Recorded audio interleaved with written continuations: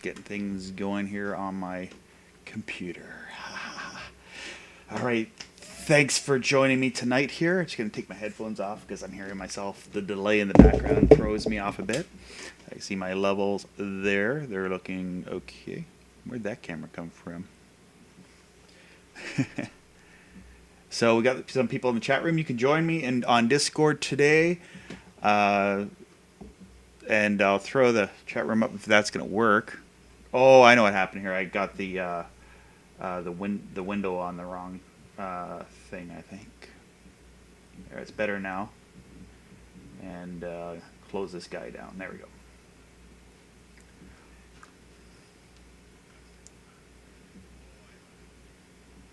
No, it's mirroring that, eh? Don't want that.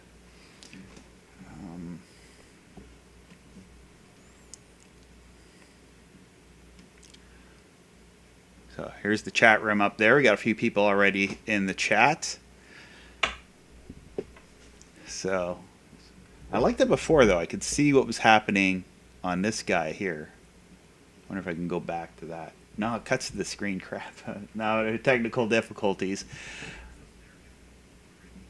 What about doing this?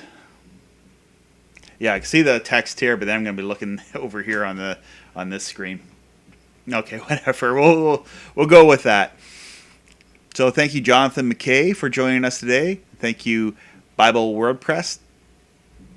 And yeah, I'll be on Discord as well. I got Discord over here. I'm going to shoot through the intro, and then we'll come back. And I just want to go through today on the Happy Satellite Nerd the channels that are on KU band. There's not a whole lot of them, but we've been having discussion what channels are on KU band. So I've done a video recently where I went through all of the KU band channels. This thing is really loud.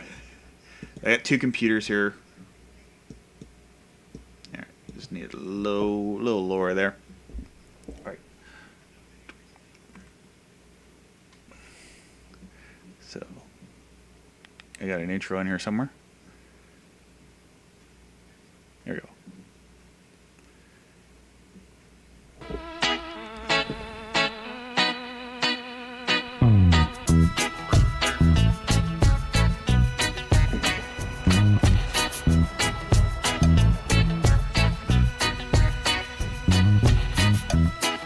It always cuts out when the dish is moving.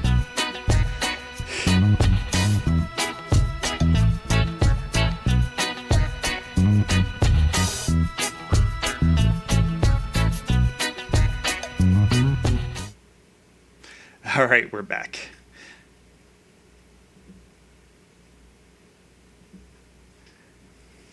Take my headphones off so I don't hear that the background noise. So thank you so much for joining me here for this live edition of the Happy Satellite Nerd. I am the Happy Satellite Nerd, Robbie Strike. I'm happy to talk to you about satellites. I love talking to people about satellites. It's one of my favorite topics. Bring my screen down. So I'm going to try taking some calls. I'm going to use my cell phone for this, where we have Discord.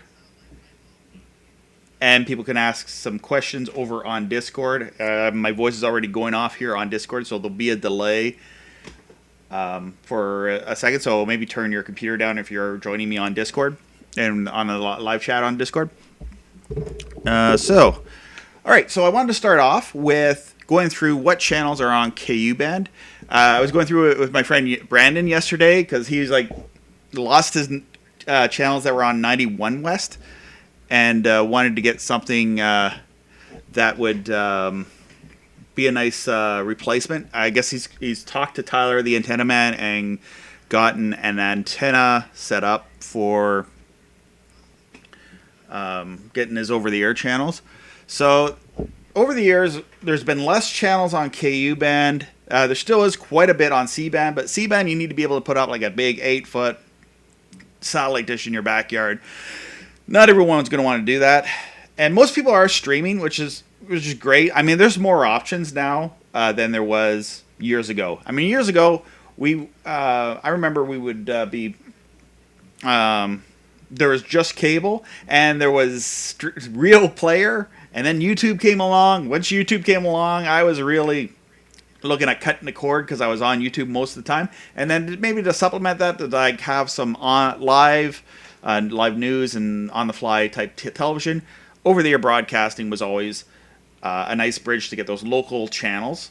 And then, but having that extra when I started into the free to air, I had a KU band satellite dish, and there was a lot more channels there, I would say, on Galaxy 19 that were English-speaking channels like EBRU, and a lot of channels like that have gone away. But I'm just going to go through what we do have today. There is, with channels on satellite, on free-to-air satellite, on free satellite TV, they come and go. So I'm just going to go through some of the channels here that I'm able to get with the dish installation that I just recently did with the HH mount. So I was able to get LPBS, PBS Kids, and Create on 87 West. And there's... That's a good bird to have. Like, if you can't get 125 West, you can still get PBS on 87 West. Also, there's the Florida channel, which is like more like their legislation channel, but it's on satellite, and it's all of North America can watch the Florida channel. It used to scan in as CNN news source, but now it just scans in as news source because I think there's multiple news outlets using that for the feed. So there's like several channels, and a lot of it covers what's going on in Washington, D.C. There'll be feeds around the country on 87 West, but it's on all the time. So like sometimes it's just a shot of the White House or the Capitol building or something like that. But it's interesting to get that perspective that gives you more than what just the news companies are going to show you, but it'll show you everything that they are saying behind the scenes. And then they will cut it down to like a few minutes. But the problem is sometimes with the news companies, you're just getting what their narrative wants you to hear, and you don't get the whole story. So it's really cool having access to those live feeds to get the full story. So I love feeds. One thing on KU band that I continue to have a KU band dish for is for the feeds. They're sports feeds. They're kind of all over the place.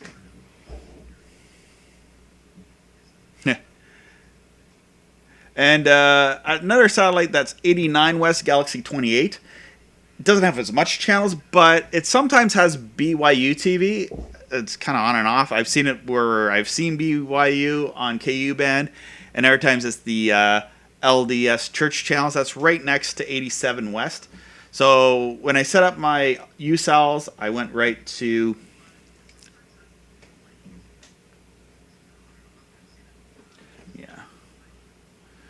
I don't know. I got an error here, so if I'm pixelating, sorry about that.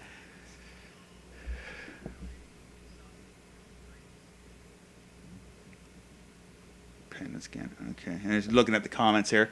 So I'm going to quickly go through all the satellites, and then I'll read some of the comments. And I'll take a Discord call if anyone else is going to join me over on Discord. I got the link up there if you want to call in and talk to me through Discord. Galaxy 17, Nimic 691 West. So what Brandon was telling me, his dish was parked there yesterday. He's only got 4 channels with just bars, but there has been Fox and ABC that's popped up there from time to time. But the thing is that ABC, I know there's Fox, but see, I get Fox and ABC over the air, so it doesn't matter to me. But there's certain areas where people might want to get some of those big networks that they can't get.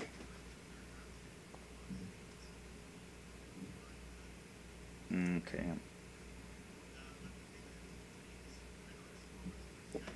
So anyway, so that's 91 West, and channels do tend to pop up there and go away. Another one, and it's a good one to point your dish at because the transponders are so strong, is Galaxy 3C Spaceway 3 for Intelsat 30. You know, it has all these names for this one satellite. I'm going by what Linksat has listed here, and you just go to linksat.com and you can find all the transponder channels and all that information there. So 95 West has CCTV. It has another GC something in their acronym. They've rebranded, but they do have CCTV, their documentary channel, a French and a Spanish channel on that MUX, and it's a very powerful MUX. When I've even the Shaw Direct, the little tiny Shaw direct dish was able to pick that up. It's not spaced enough in the LMB to be able to get that in 97 West, but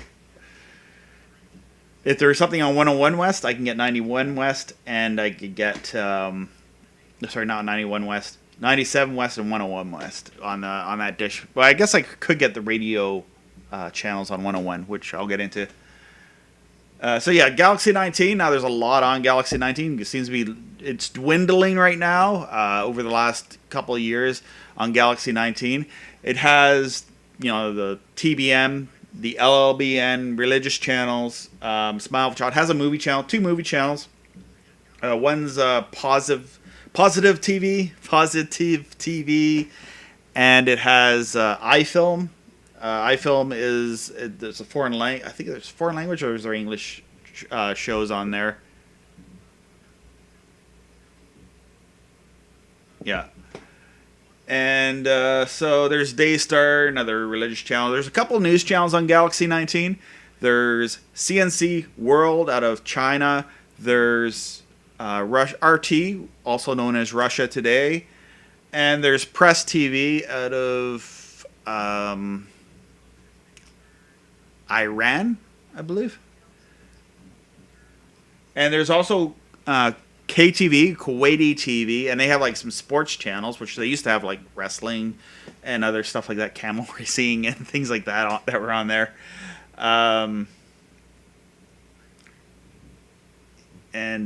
So yeah, there's SBN to domestic, CTN, channels like that. So moving the dish, like if you were to move your dish over to 99 West, which is Galaxy 16, it'll also list as Direct TV 11/14 on 99 West. It has a Russian media group. So if you want to aim a dish at 99 West, I recommend going for that transponder that's at 11,800 horizontal and 3,000 symbol rate 3,000. It's a very powerful transponder, so that one will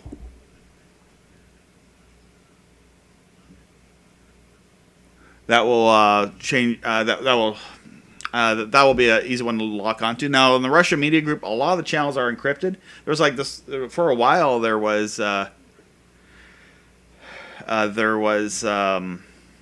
in the clear, but I think they're encrypted now.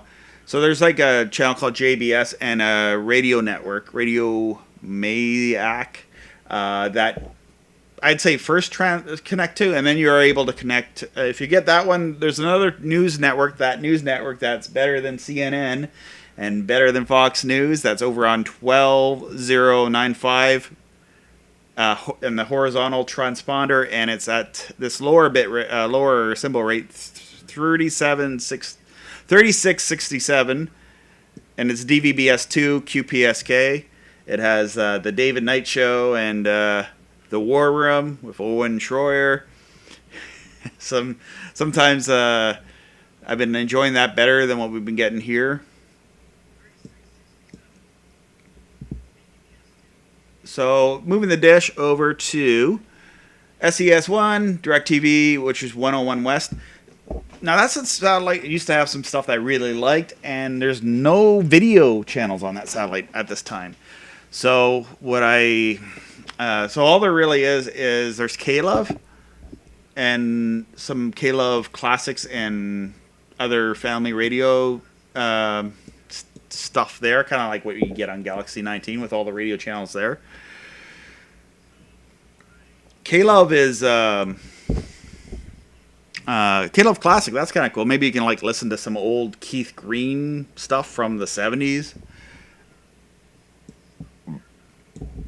Okay, so another one that's probably one that a lot of people will be interested in getting would be 103 West, which on Linkset comes up as SES3. I'm just going to say it's SES3, and I won't mention the provider. Well, it's DirecTV, but Linkset lists it as DirecTV, but it's SES3, and it has 2 NBC muxes, which is a mux is like a group of channels in one transponder. NBC West and Mountain, and it has Cozy TV. So that's kind of nice to see one of the classic TV diginets that have that are on KU band. And what else is there? There's also an air transponder that has on that satellite 103 West, aside from NBC, which is the 2 NBC feeds, which were great back in the day when there wasn't a whole lot of HD broadcast. I could put my satellite dish there and get all the HD channels. That in Canada it was actually, we were kind of a few years behind the US to get HD. And so yeah, over on 101 West, there's also NHK World, SBM Domestic, which is another religious channel. There's CGTV, which is CCTV. And there's some radio channels. And then really between there's this big gap of a lot of stuff. I don't think I've tuned a whole lot on satellite. There's 123 West, which has Veterans Affairs, and then 125 West, which has about 8 PBS channels. And some of those 8 PBS channels on 125 West are quite good. Like, they're actually, sometimes there's better shows on that satellite than there is on my over-the-air broadcast PBS. My over-the-air has the World channel now, which has a lot of documentaries, but not so much for I don't know. You'll go on to the PBS satellite and then or 125 West, and it will. I lost my train of thought. I need to drink water here.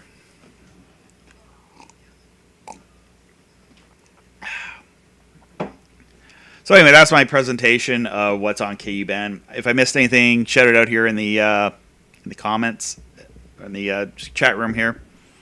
So, hey Kevin, how's it going today? There's several news feeds on 91 West, Kevin says, and that's true. A lot of the satellites, they don't have, like, the thing I missed about the satellites having channels, even if it was a channel you didn't care about, at least you had a channel that you could lock onto so you can find the satellite and then make sure you got it fine-tuned and scan in for all the wild feeds. CP Wolf, hey, how's it going? Linksat and TVRO sets the channel list with encrypted or FTA is confusing to me.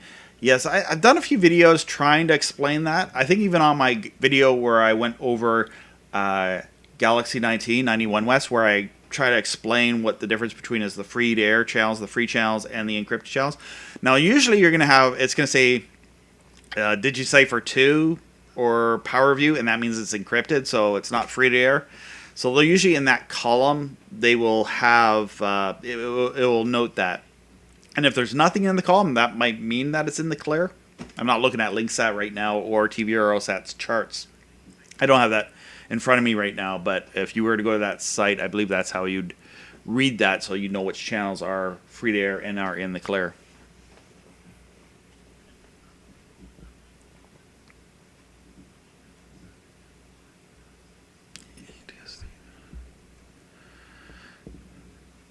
ATS 3.0 to 1.0 tuner adapters would be better for the 1.0 boxes.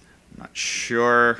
Yeah, but I think from what I'm seeing with HD Home Run's new ATSC product, which is kind of annoying with ATSC 3, it's not backward compatible even with an HD Home Run, which I thought would be able to view the over-the-air stuff and then just use VLC to encrypt channels. Like you can get DVB to be viewed on VLC. You know, you can stream it to anything. Like my Edison satellite receiver, I can watch it here on this monitor. I go to the web interface and I can go and load up whatever channel I want and play it. And I use SM Player here in Linux.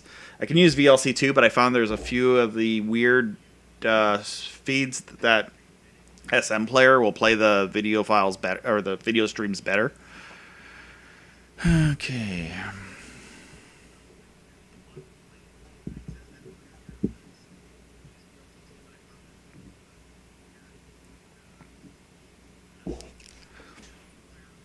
Bro Weaver and Ken, how's it going tonight? Good day, Frederick.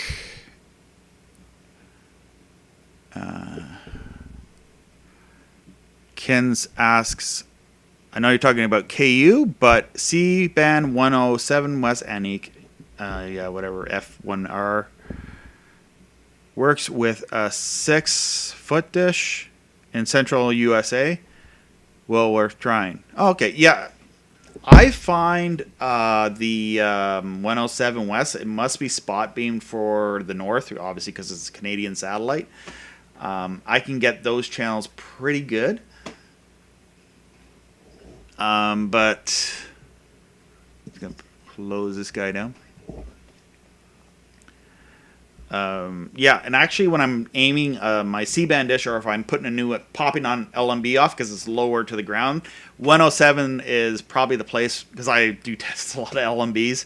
I like to try the KUC LMBs. I put probably on my dish, just because I review products. I swapped the LMBs a few times just with different LMBs to try out, with a CKU LMB and with a feed horn LMB, and different types of LMBs.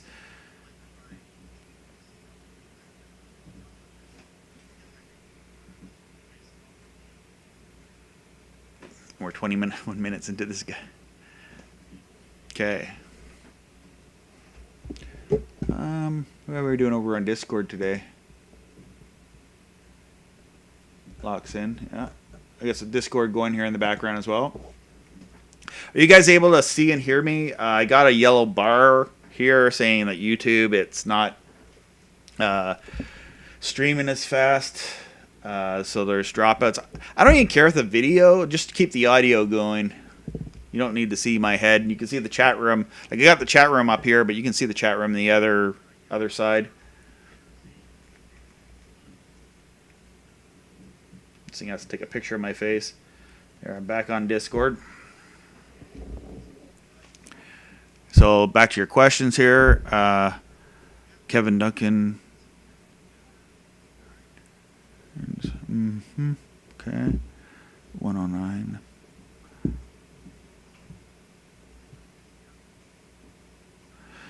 Bro Weaver asks, so the further up north, the bigger dish you have. From what I understand, especially with KU beams that are further away, I have seen like pictures of people's homes in Alaska, and they have even Dish Network, but yet they have a big dish. Unless they still have a Prime Star dish from back in the day. What Bible WordPress asks, what comes in on 107? I think there's like a Northwest Territories legislation channel. There's a whole whack of CTV, CGOH. Well, CGOH is Ottawa. But there's CTV is one of the Canadian networks. I don't know. It's kind of like the American... I don't know what they show programming from all of the American networks, but it's kind of like the American. I wouldn't say NBC, because Global has a lot of NBC programming, but Global would have like NBC. So like on our Canadian TV channels, we would have like NBC, or sorry, we'd have Global TV growing up, and it would be like Fox shows that would be on Fox and ABC and all over the map. So it's kind of all over the place with that. But no, there's no CBC on satellite. CBC is scrambled, which I'm a taxpayer. I pay for the CBC, and all Canadians pay for the CBC. It's like part of like, I don't know, $20 out of our taxes every year or something. I don't know, something like that. I forget the exact amount to have the CBC, and yet we don't get the CBC here. Like in my town, this town here, I don't get CBC television. I get radio. I'm not going to get into radio, but we just get we don't get CBC TV. There used to be an independent TV station that carried CBC, and they don't have subchannels here in Canada. There is areas that do have subchannels, but a lot of the broadcasters, which are owned by cable companies, they don't have subchannels. So like we'll have like in Toronto or Ottawa, there'll be all these over-the-air channels, and they're all just one channel, one 1080i channel on that.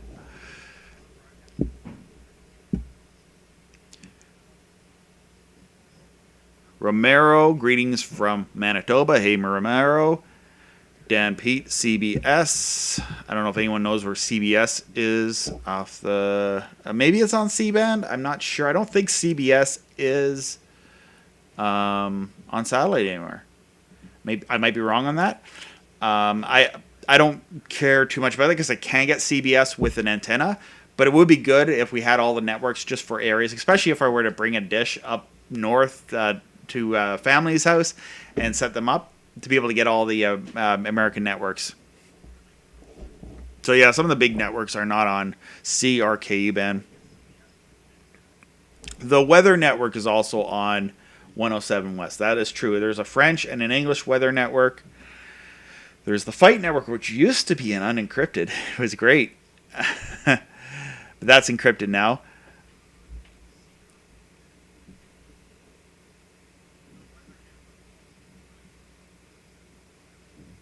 Yeah, CBC was always, it was for a long time, it was on 107 West. And just going to bring my audio down just a hair here because I can hear my headphones. Yeah, and but yeah. And the interesting thing is there is Americans I've talked to, and they had access to CBC, so they watched the CBC. I don't know. It'd be interesting to know how Americans would have seen CBC. I know there's been people that in the States that watched it with C-band satellite dish back in the day because it used to be in the clear. And I think the reason why the CBC does encrypt, it's because they have they buy programming and it's like for a specific region. So instead of just like encrypting for that period of time while they're showing that program, they just encrypt it the whole time. Like their new, they could have like all the news and all that stuff. And with cable here in Canada, they did make a lot of channels in free preview mode over the pandemic era, so that people could have more TV to watch. I don't know if they're still in free preview mode now. I don't have cable. I have cable internet, but they encrypt all the channels, the QAM channel, so I can view like 2 of them, but the rest are encrypted.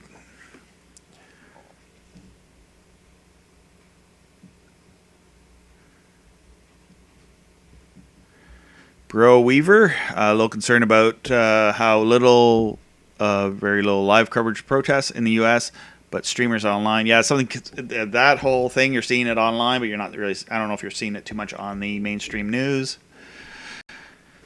And that's why having a free-to-air satellite is a nice thing to have on top of having the other services, because you can have access to a different perspective.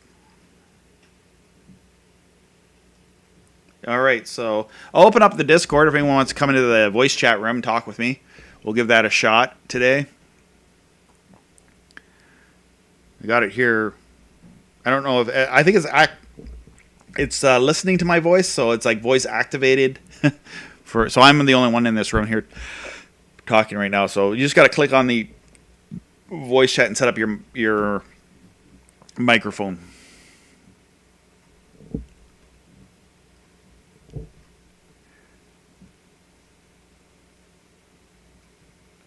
Yes, in Canada, one channel is 1080i for most of the channels that are over the air here in Canada, and they're not compressed at all, so they're pretty good quality.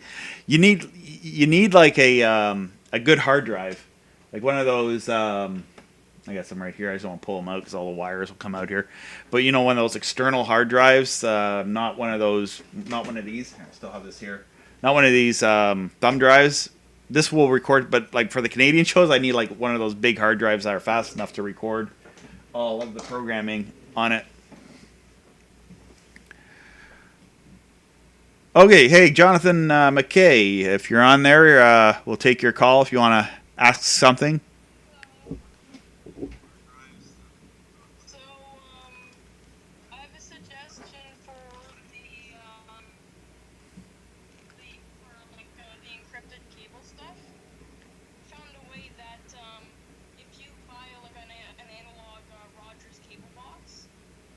Actually, it scrambles the cable channels, and you can watch all the basic cable channels in SD.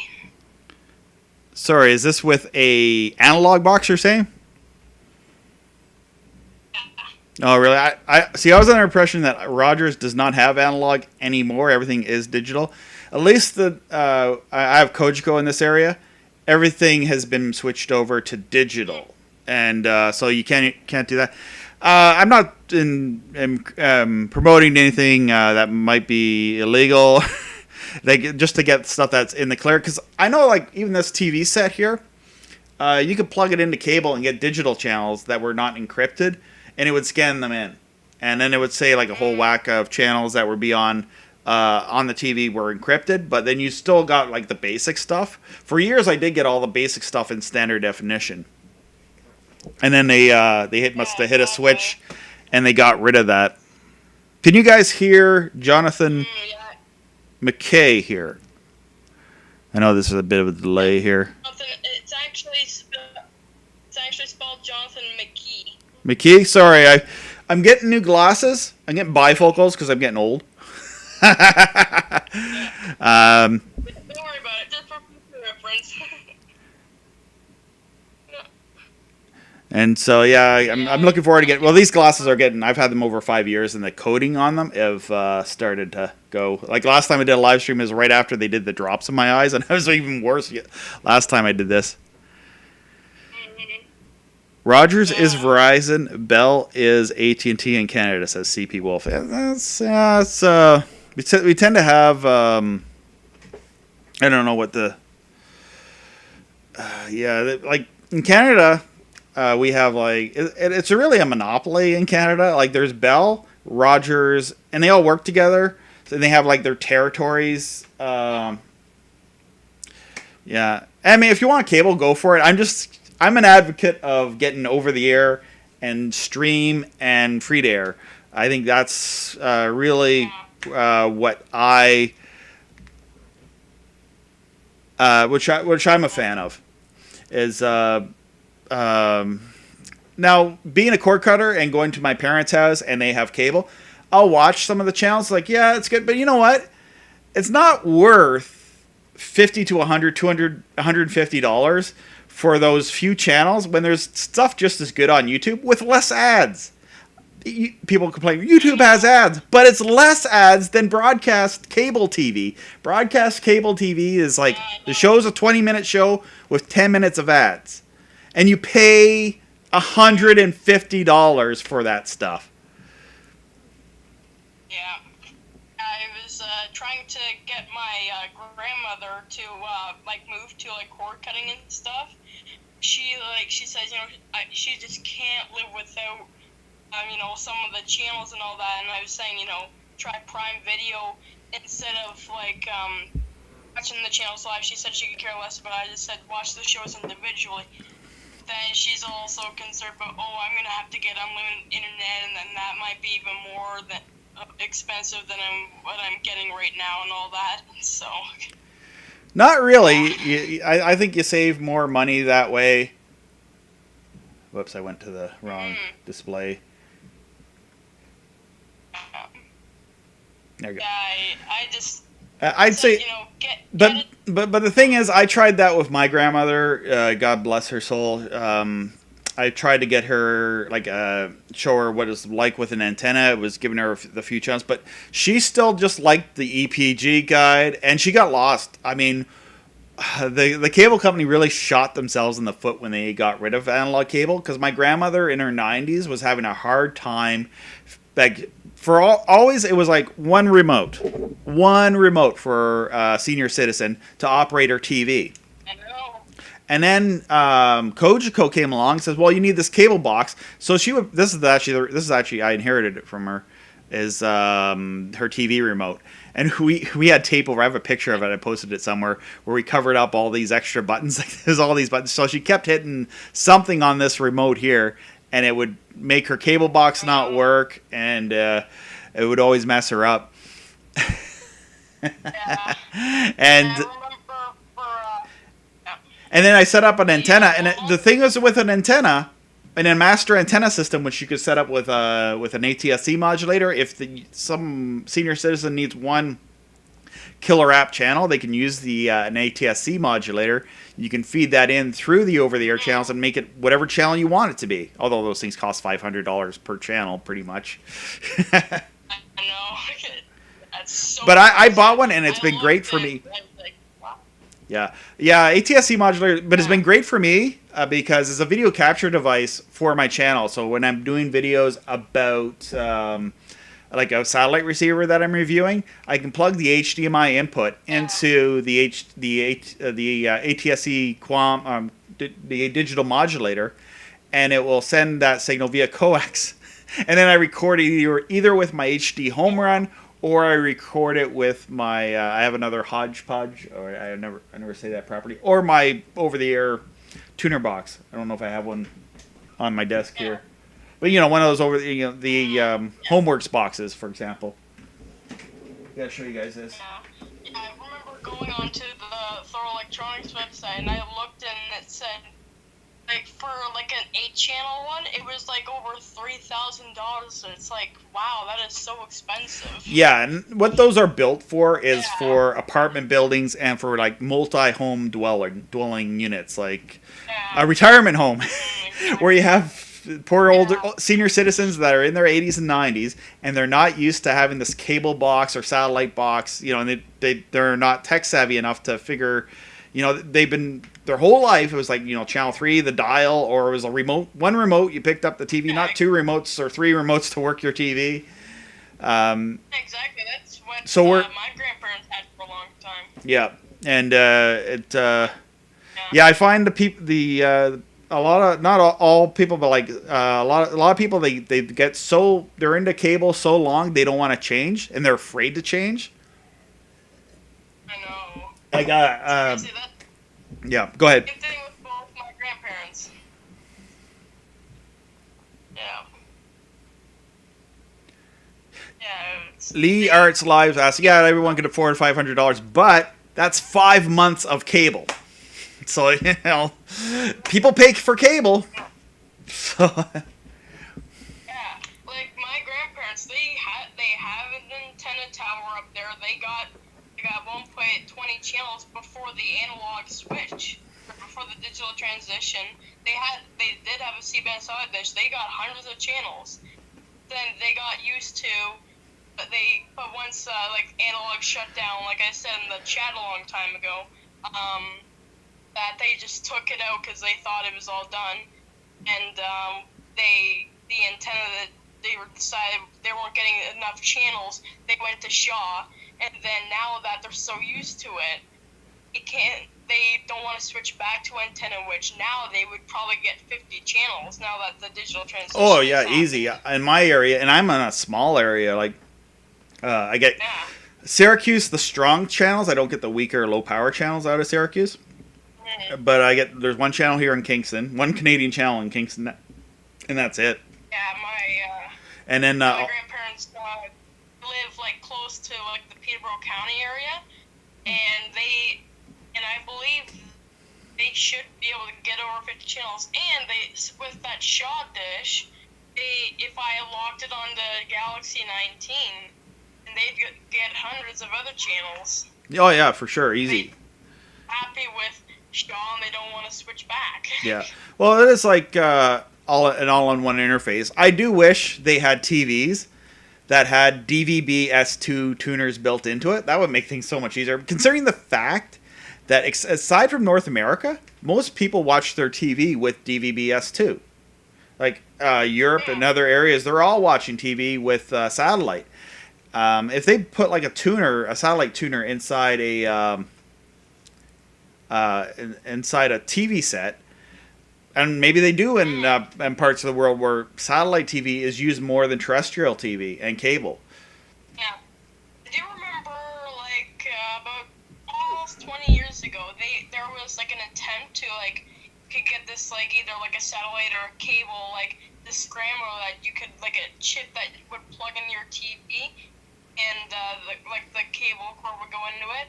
You could watch it just with the TV, but it was unfortunately a failed thing. Yes, I remember. I remember that being talked about. That they'd be a card that would plug into each TV. but the I don't know if the manufacturers Very few people got it. Yeah, yeah, it's not here in North America, that's for sure. Mm, yeah. Yeah, and people are paying more now too, like because they want it. Like there is people that want everything, so they get Netflix, they get Disney Plus and Hulu, and they have all these, and then they're like paying like hundreds of dollars, and plus they got to have sports. Yeah. So am I missing any comments here? If if I missed someone's comments, just copy and paste it and back into this chat thing here if you really want me to answer it. Don't spam it too much, but like just put it in here. I'm trying to look over the comments. Another thing is YouTube TV. Tyler just did a video about this, and he probably explained it a lot better than I can. YouTube TV got like the MTV channels. I believe it's the Viacom channels. And with the Viacom channels, it's made YouTube TV, which YouTube TV is it's kind of like a cable TV service for live TV channels through YouTube. Everything else on YouTube is free. I mean, like my channel is free. You don't have to pay for my channel, but you got to pay for MTV and Viacom. You can watch music videos, which is probably like the videos you want to see in a much better, efficient way on YouTube, but you still want to, pay that extra $65 for MTV. Yeah. It's crazy how much people get addicted to stuff now. Then they pay so much for it, and it's ridiculous in my opinion. Yeah. So I mean, I haven't paid for cable in a long time, and if people want to let themselves be ripped off, I mean, what can you do? We can put out information. But a lot of people are so used to it and they're afraid to. And there is a lot of propaganda. Like, I wouldn't say the cable companies and like the satellite companies put out it, but I remember talking with the Shaw Direct. I had them on the phone, and with the LTSS program, they told me they're shutting it down. Well, I could still watch TV with an antenna. Oh, we're shutting that down too. Which, in a way, was true. They were shutting down. Shaw is Chorus and Global are kind of the same, and Global shut down their repeaters, but we have a Global Kingston here in this town, so we actually do get that channel, which I rely on for their local news. I don't care about their national news. Well, their Toronto national news, but I don't care about that.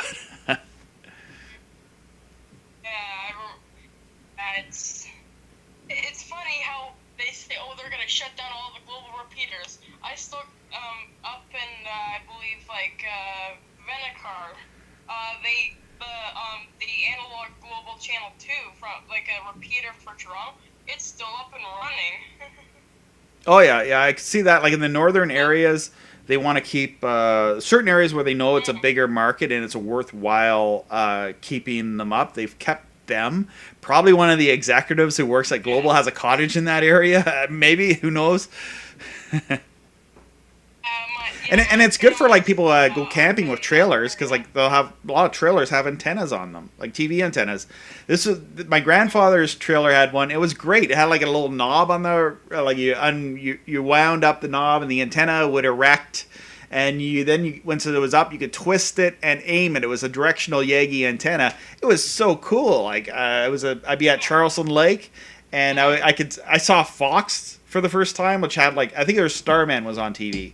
I don't know if you remember that show from back in the 80s. You might not, but someone watching. So it's kind of cool to see that, which we didn't get here in Canada. Yeah. I know my family's actually from that area, up in like North Frontenac area. Right. And I know my aunt had an antenna up there, or still has it up there. Doesn't use it anymore because she got Bell, of course. Yeah. Well, and my great grandparents. Yeah. Well, North Frontenac, that's an area north of Kingston, Ontario. Yeah, North Frontenac is kind of a dead zone. Like I know with cell phones, it's even hit or miss and spotty in that area. It's very wide open country in a hilly area, and I can see that area would do better with satellite. So it's almost like, well, if you live in that area, you pretty much have to have satellite. and it's I guess Yeah. I can see that for and that's where satellite is good. I mean, some people, if they're living in the country, that's how they're going to get TV. It's just how these Yeah. big companies like MTV's Viacom, hopefully I'm saying that right. They want more and more money. So that's why cable is more expensive. It's not necessarily the cable companies, but it's the content providers that want more for they'll have their, they're a media conglomerate and they'll want more of their cut of the cable, even though they're showing ads and all this stuff. So something's gonna give, because especially in this day and age where we have a lot more options for the consumers, and it's fracturing. Now I think a lot of the non-tech savvy people are going to stick to a subscription service, which is fine. I mean, a lot of people are. My videos on my channel is more to educate people about that there is an option out there, because there's no TV commercials for, hey, get a free to air satellite dish or watch TV with an antenna, except for Clear TV.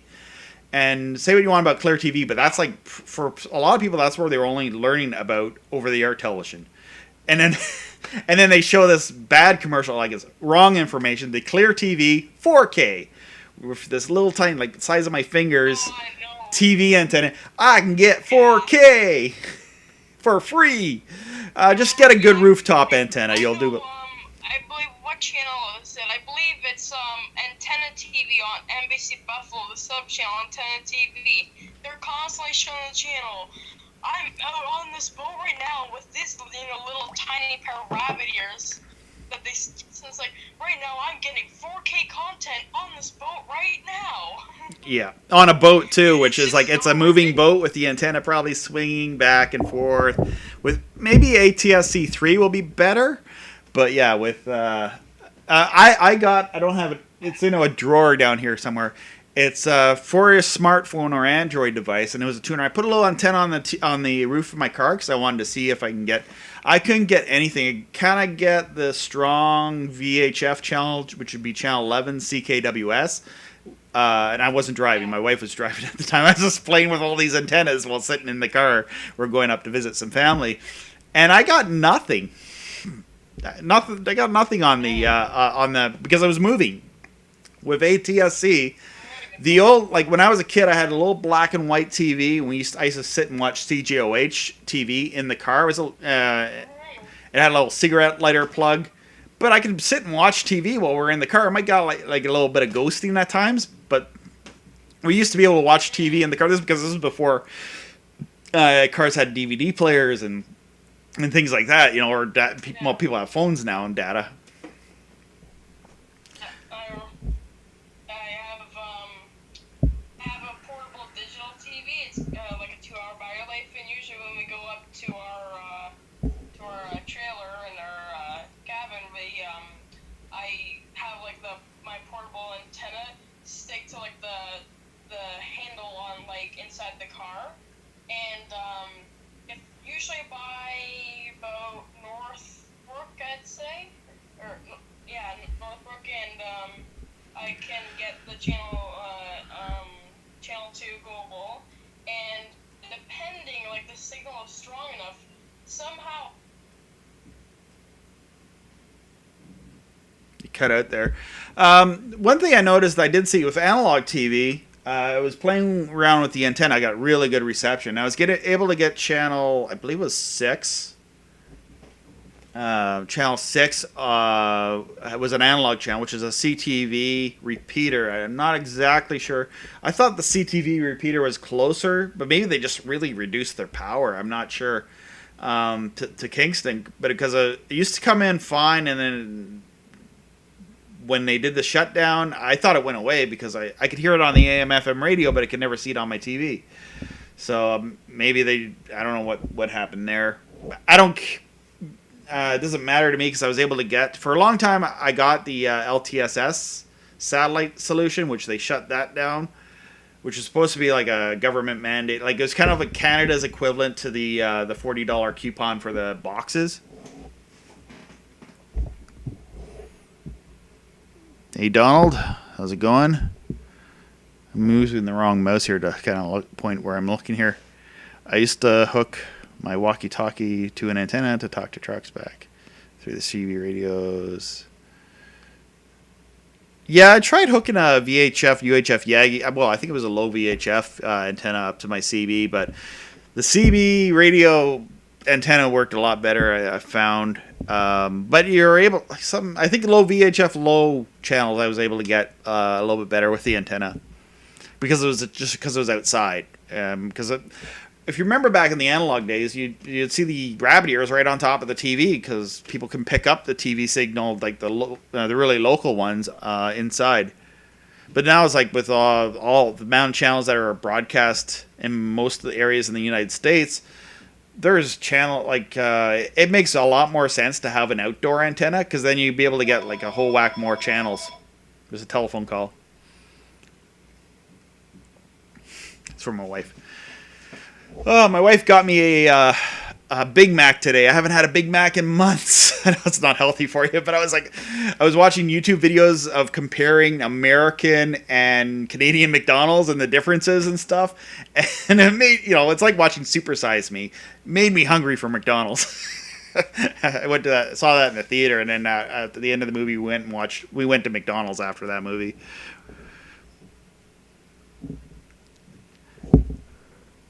When are you going to put up an electrical KU band dish? I've had some real good luck setting up these. I do have like the Shaw Direct dish, which is an elliptical dish. Don't know if I have. I have like a one that can be used like for circular KU band. I do have one, but I just don't use it. I'm missing a few screws on it. I got it secondhand. I didn't pay anything for it. Just got it secondhand. Donald.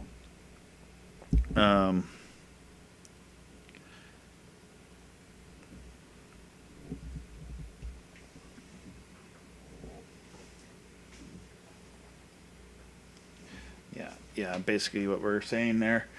Yeah, it's yeah, I'm happy with what I have. I mean, I do watch YouTube a lot. I don't know if I watch YouTube more than like what I get on my antenna and on.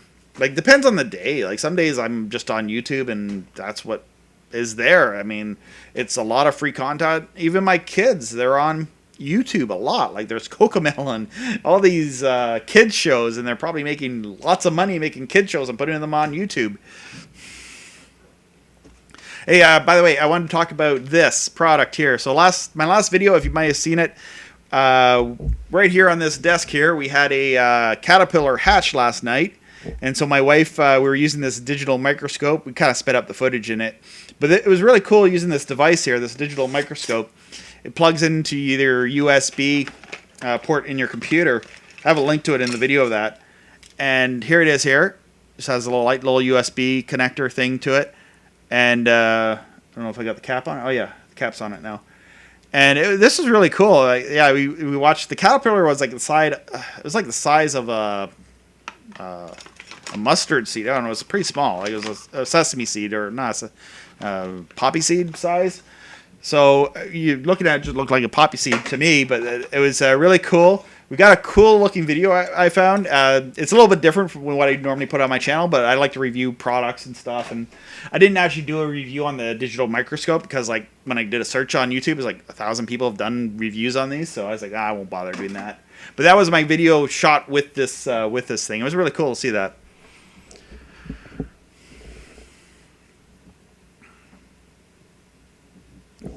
Let Arts Live asks, what's the best indoor antenna? Good question. An actual outdoor antenna can be a good indoor antenna. For example, it's a smaller antenna. I use that 360 one that I talk about on my channel a lot. But even like some of those the junky antennas that Tyler tells people not to buy, but they buy anyway. Maybe get a bit of a better one than that. The RCA one, which is a directional Yagi, has the arrow, but even if you put it inside your house, it will probably work better. Like, it will work better than rabbit ears because it's a directional Yagi antenna. And people have used directional Yagi antennas. The only thing that makes me wonder about that is if you have aluminum siding and you have a steel roof in your house, maybe an indoor antenna is not going to work well for you.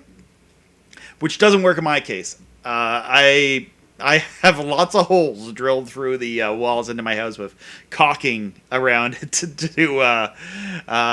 because once I got a metal roof on this house, I couldn't even get channel 11 with my rabbit ears anymore.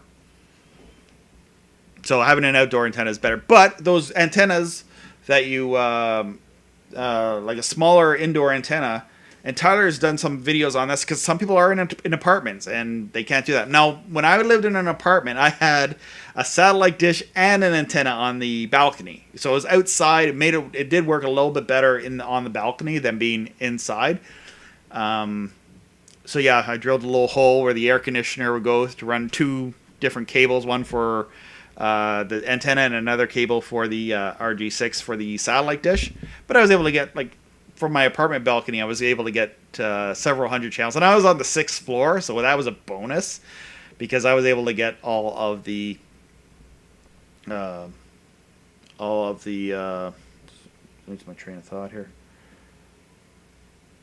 Yeah, I was able to get Galaxy 19, 101 West, and 125 West off the balcony. I couldn't get retro TV at the time.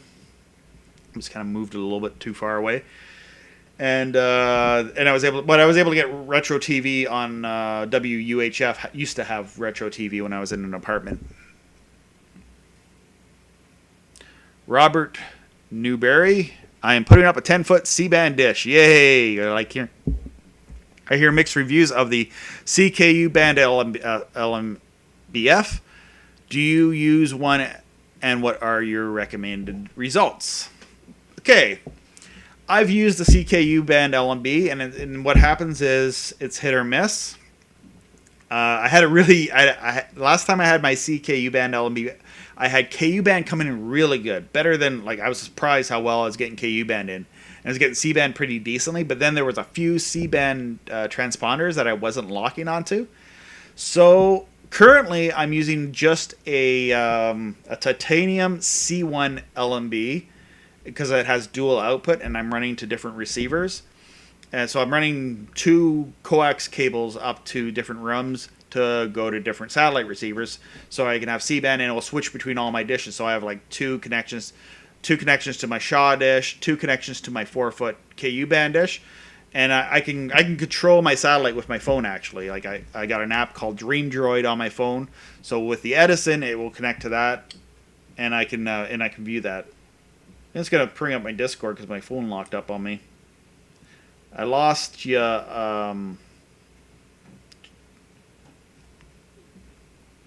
guy that was on there, so maybe he had to go. We'll leave it open there. I just want to go over the comments too. You're in the chat now, yeah. So the chat I'm actually looking at is the chat on YouTube. I have the chat for Discord here in the background, but after this. Jonathan, he got cut off there.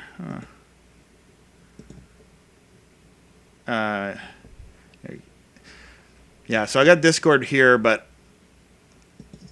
usually I've been trying to be on Discord a little bit on Sunday afternoons. This is kind of a time that works well for me. And we're getting up to the first hour. Okay. All right, we're getting close to an hour here. So here, I'm going to go read these comments here, and I'm going to play a little video. And take a break, and I'll be back. But we'll go through some of these comments here. I have a huge outdoor antenna in my attic, and it works fairly well. That's good to hear.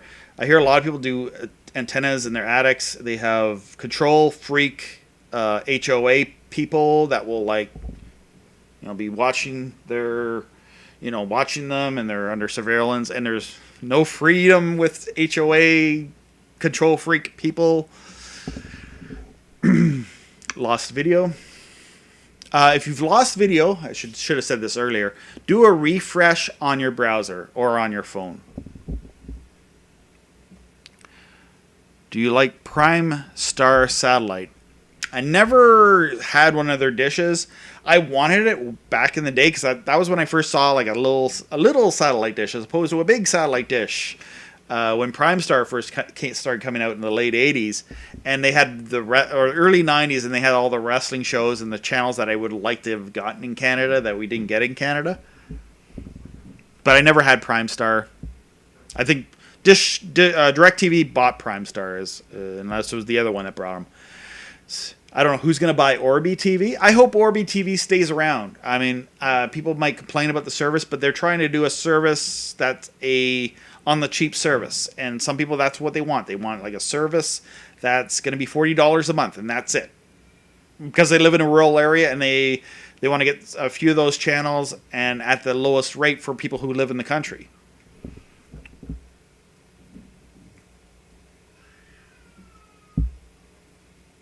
Mm-hmm. Oh yeah, Donald, you have a DB4 for UHF in your attic. You do have some KU band dishes. I've seen your pictures of your KU band dishes. I think my antenna is about 10 feet. Like with the tower, it's about 10 feet above the roof. Maybe not that high, but it works pretty good. Oh, I had somebody with my what's the panel antenna there? The bow tie antenna.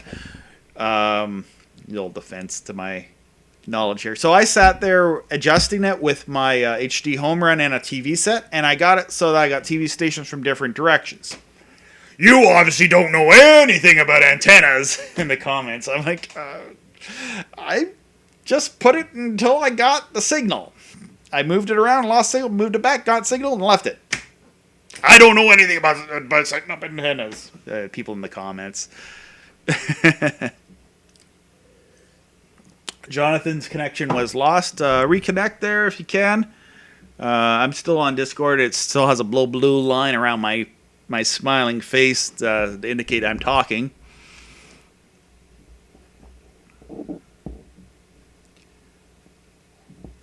Yeah, Robert Newberry. So back on, sort of jumping around conversations here.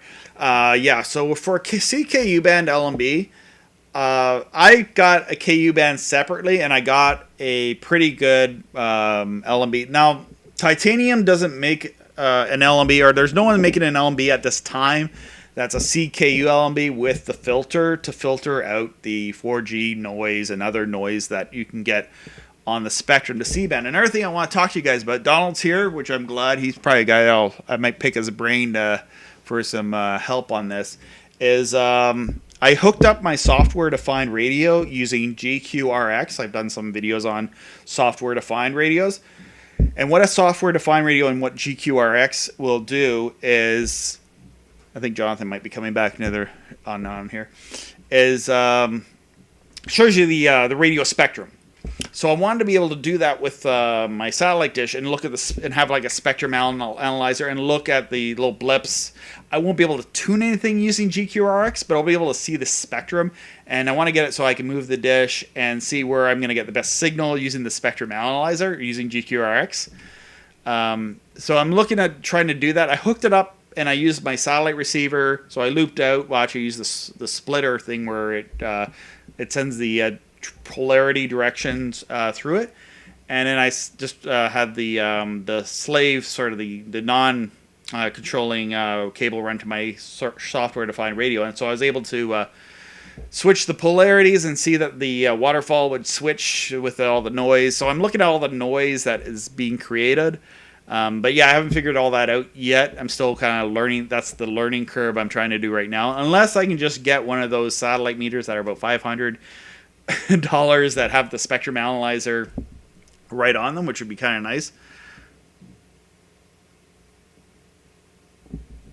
Yeah, with the trolls. Yeah, I didn't even acknowledge it. Sometimes I give the trolls love because they need some love. They might have a hurt in life and they need some love. You know, we all need love.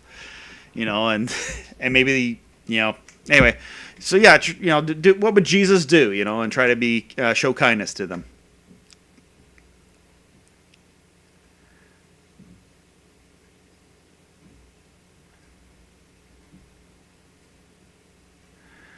So yeah, so we're talking about C-band LMBs. Yeah, so that's what I'm using now is just a single C-band LMB. You can get like LMBs that'll have the CKU, that'll have the filters. I think there has been them on the market, and I haven't seen any within the last few years. But they'll start like with 5G being rolled out. It'll be a whole new market for new LMBs, and with Starlink If it causes issues, it might be a whole new LMBs. I don't think it's going to interfere because, like, if you got like 3 large companies like Orbi TV, Dish Network, and DirecTV for the KU band stuff, which I've read some stuff saying, oh, KU band is in trouble because, you know, I don't know. It's working now and it's cheap. I mean, and they ain't going to get rid of it in other parts of the world. They ain't going to get rid of KU band in Europe and in Asia and Russia and all those places because that's what they use, you know. Yeah, and then here in Canada, no one knows about free TV. People think the way to get people think not everybody, obviously people here know, but like most generally people don't know that they can get free TV with an antenna. Hey, Eric from Farpoint, how's it going? Yeah, I heard, I don't know if you're at, hopefully you got to that birthday party today.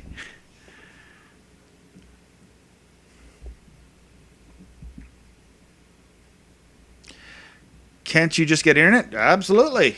I mean, that's the only thing I pay for, damn, is internet. No. With this pandemic, I do have Disney Plus and I have Netflix. I never watch those things. My kids watch that. And we're probably gonna get rid of it once the pandemic is over. But because we've been shut in so much, and with all the money we're saving by not paying for cable, I mean that's a drop in the bucket.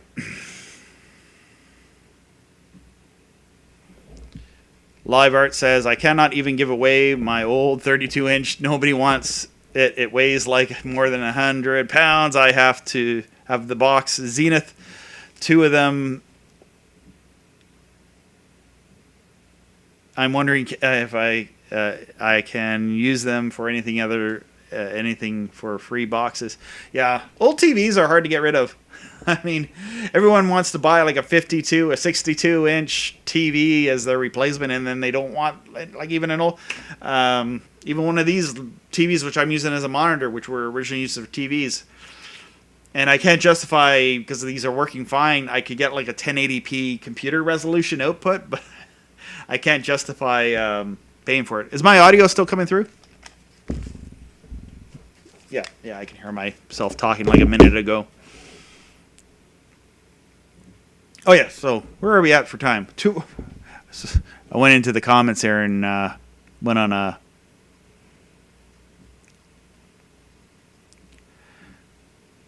So I'm just looking at the comments here.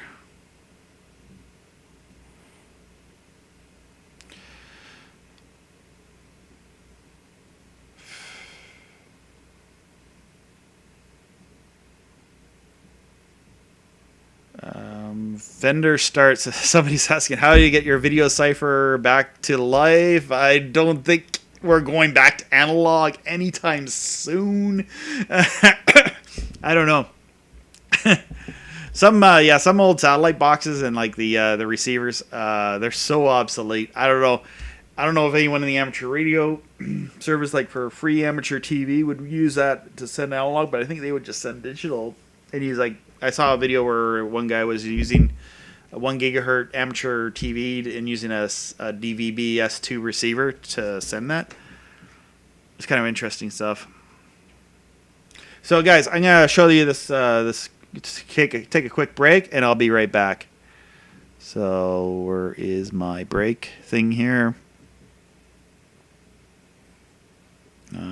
Also ending promo here.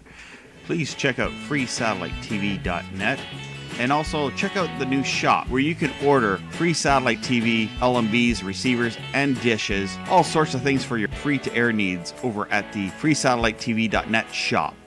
If you want to watch a streaming service and you're in a country like Canada, certain programs are region blocked so you can't get it, you can use ExpressVPN if you have a cell phone. So if you use public Wi-Fi, you tell it which area you want to connect to. In New York City, connect. So if you're using public Wi-Fi at Walmart, a restaurant, you really should be using a VPN. It will protect your private data, and also it saves you a lot of money. It's a fraction of the cost of what a cell phone data plan is these days. Please check out freesatellitetv.net, And also check out the new shop where you can order free satellite TV, LMBs, receivers, and dishes, all sorts of things for your free-to-air needs over at the freesatellitetv.net shop. If you want to watch a streaming service and you're in a country like Canada, certain programs are region blocked, so you can't. All right, and we're back. Sorry about that. Went to, at least VLC will loop that. But I got two promos for the free satellite TV. So, yeah, if you're out there, please check out the free satellite TV shop. If you want to buy a C-band, K-band dish, check that place out, and you'll be able to find like dish, receiver, whatever you might need. Because some people like come to me and they talk to me about they have like an old C-band system. They haven't used it in years, and what do you need to get? Well, you just need to get new Amico mini boxes are back in stock. So, hey, I got excellent connection for a change. I actually hooked my computer up hardwired it this time, as opposed to last time where I was using Wi-Fi. So, LAN connections, always good for reliability. There, let's look at some of these.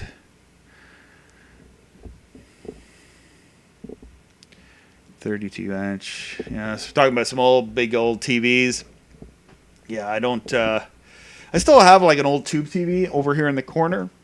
You probably, my analog satellite channel. I hooked it up to that because it was an analog TV. And also, I wanted to be able to see snow. Like with a digital TV, you don't see snow. You get like nothing in the background. So I wanted to see because it would show kind of like how it would look like snow, staticky snow. And then I was able to find the C-SPAN channel. So what I did was I used one to lock I think it was an encrypted channel that was on that satellite. But I got the signal, so then I ran downstairs, and I tried to get the receiver to tune that. And I'd put the receiver away. I'm probably not gonna watch C-SPAN.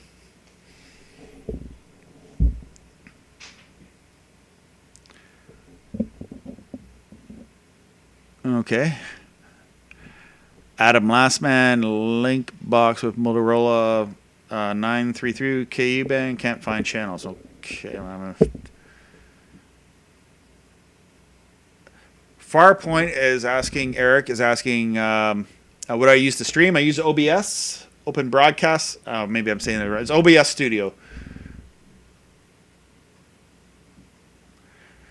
So, yeah, it's Linux is great. I'd recommend for you, Eric, if you have an extra computer. I know you might be using Windows, but just maybe if you had an extra computer, just maybe put Linux Mint on it, which is a real user friendly. It's easier than Windows. So if you had an old computer, and if say you were to use your software defined radio, ever to get that going for you, just if you're to use that as your radio to watch the waterfall, I found GQRX works really nice. So that might be something to do. Even like an old laptop like this one over here, which is probably like 10 years old, would still run GQRX because it's not a very big program.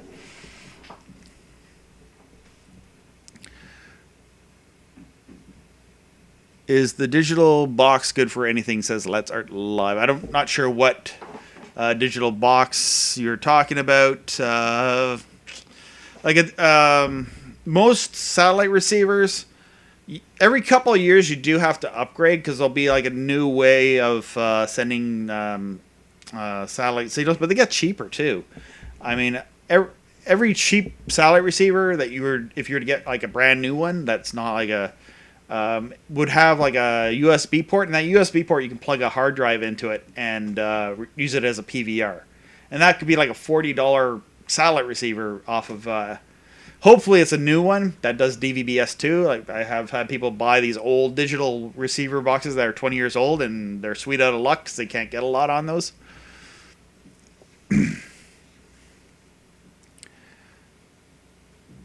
ExpressVPN, Bro Weaver says, can be used to get around region blocking. You know what was cool? I don't know if anyone out there ever watched the show Red Dwarf. It used to be on YTV here in Canada when I was a kid, and then I did a search for it, and then I used a UK VPN, and I was like on YouTube in the UK, you can watch Red Dwarf, and it was new. like, well, newer for me. Like, it was like made in like out of the early 2000s or something, and I never knew this existed. I thought they made the show in the 80s and they were done with it, but I guess they brought it back for a while, which I never knew about. So it's kind of cool to see a few episodes of Red Dwarf that were newer to me.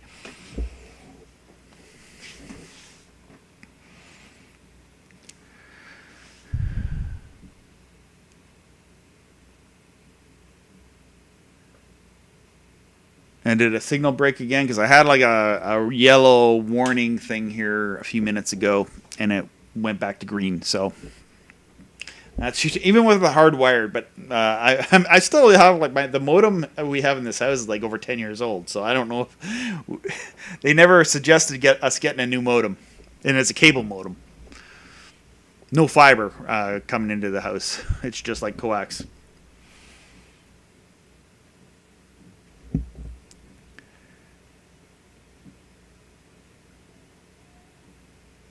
Yeah, Eric. Yeah, try Linux Mint, and it has lots of free software, even editing software. Kden Live is what I use for a lot of my editing, and it's just real easy. There's other editors in Linux. Like, Linux has come ahead with video editing. I used to do video editing, and I started with Windows, and we had ULEAD Studio back in the early 2000s. Even in high school, we had VM Studio, which is on on a 386 Windows 3.1, doing nonlinear editing. But yeah, Linux has come really far because I think I would have been doing YouTube back in over 10 years ago if there would have been good video editing software in Linux. But I kind of stopped doing video for a while because Linux just sucked at doing video.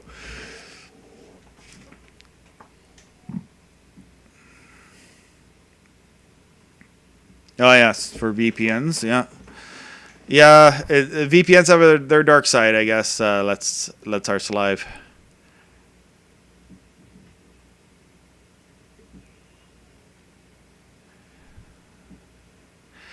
Canadian Maker Pro, who does like a lot of 3D printing stuff. I checked out your channel, Canadian Maker, and there's there's one 4K channel. I have two 4K satellite receivers, and there's one. Yeah, NASA 4K is like I think there's some test channels, and I can be easily corrected by this in the comments. But the only one I've tuned is NASA 4K, and it's not even like the same feed as NASA. It just like shows synthwave music with the space station orbiting. But hey, it's kind of cool to check that out. Yeah, so 4K is not here yet. I imagine sports events will eventually be going 4K. Maybe the WWE will be doing 4K, and that's where satellite. Here we just had a dropout there. So that's where satellite is actually going to be better than streaming because here we go with fiber optic lines. They're getting bogged down with everyone's watching Netflix. So if you get servers all over the world, you have a pandemic and you have an asteroid hit the Earth or whatever, satellites are still going to be there's going to be use for them. So if they did move to 4K, it might be more reliable to do 4K with a satellite than with a receiver, but. Yeah, for right now, I'm not sure. I haven't even seen a whole lot of wild feeds that are 4K. I don't think they've updated all the sports feed trucks. Someone could correct me if I'm wrong on that. But I haven't seen a whole lot of 4K stuff.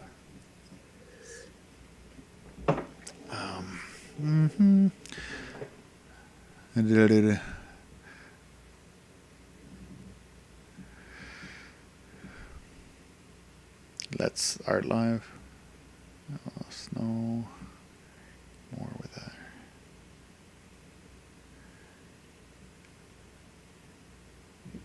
Can get more of RG5 coax than HDMI any day.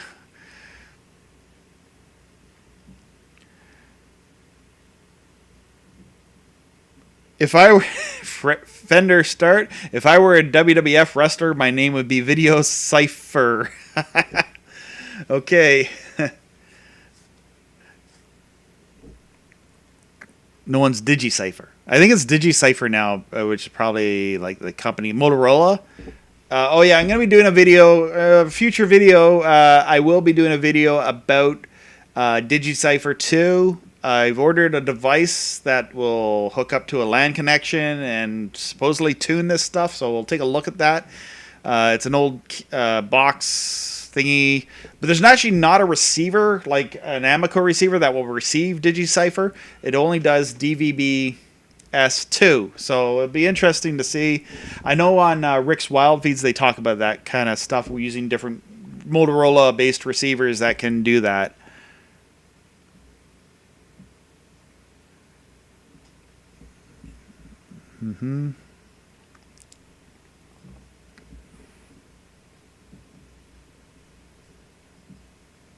Robert Newberry, I'm thinking of using 103 KU for non-stop music. A lot of stores actually do that, Robert Newberry, where they'll have like a satellite dish and it's the audio channels. I think there's another KU band satellite that just like has like a loop of like a whole whack of audio radio channels that I don't know if it's Stingray or what it is.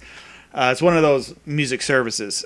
And they have like different genres of music and all that stuff.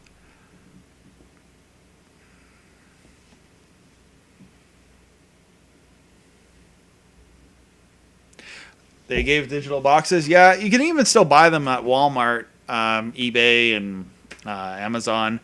You can still get those over-the-air boxes. I have one here. I put it away. Here's the remote for one of them. Here's my LureTech remote box, which I have an old TV over here, which you saw in the if you saw the last analog channel. So I have this hooked up to the to my old analog TV.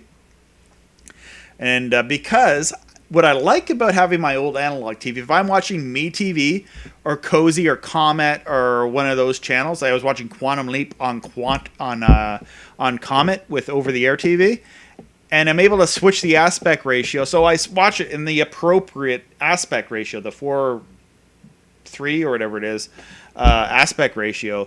Where with a 50, with a 40, whatever my HD TV thing is, it's either stretched or you get bars. So that's where I do like the old classic TV for watching those old classic TV shows.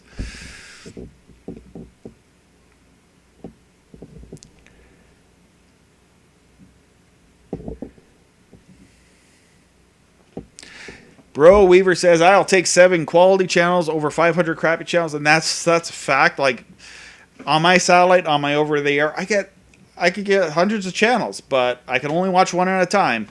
And a lot of stuff that is on TV is I mean, that's where I like YouTube. I'll get my subscriptions and I'll get the suggested stuff, and I'll just go to the front page of YouTube and I'll see a whole whack of stuff. Speaking of which, I opened a I don't know if Eric's still here. He told me Eric over at Farpoint Farms has a channel over on another video website called BitChute. BitChute, if someone could spell that for me in the comments. So I have a channel on BitChute. I've only uploaded about 4 videos, but it's cool to have other platforms for a backup. And so I did. It's supposed to back up my YouTube videos, but it hasn't. I've entered the channel ID, and it still hasn't populated any of my videos. So I've uploaded on my own. And so I put a few videos up on there. I was hoping that eventually it might put back up my YouTube channel just so I have like another online backup. But there's other video platforms out there to check out. I've added a few weeks ago where YouTube, the servers were not connecting to YouTube, but I was able to go on other Dailymotion or BitChute, to watch videos. Or Facebook, I was watching videos on Facebook. So it's nice to have a backup out there. 103. Robert Newberry says 103 has a pile of them music. Yeah, so that must be where all the music channels are.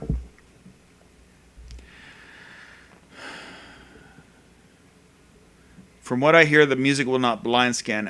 You might need to do like manual scan, enter to the transponder. I don't know if you need to enter something to make it work.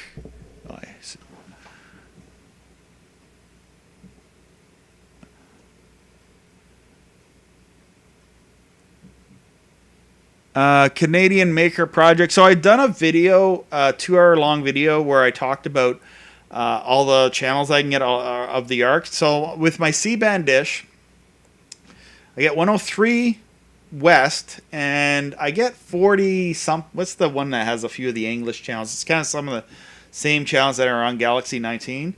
I got it with my KU band LMB, but there's a tree in the way there too. So I get 55 West, no problem, because I watch Monday Night Raw live feed on C-band that they have there. Monday Night Raw, and it's just Raw. And, there's also on 125 they have a WWE feed as well, and WWE is also on Fox. I hope they stay on Fox because they always treat SmackDown like the B show, and Fox is probably, I don't know, will turn around and say, hey, you know, no more wrestling on broadcast over the air TV.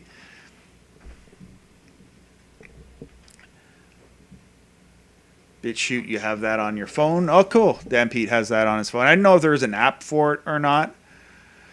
It probably is. There's an app for everything.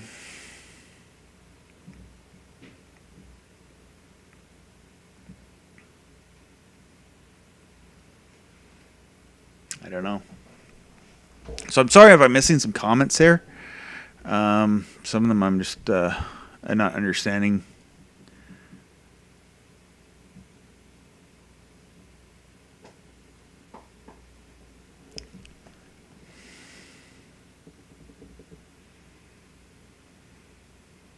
Oh yes, the NASA channel.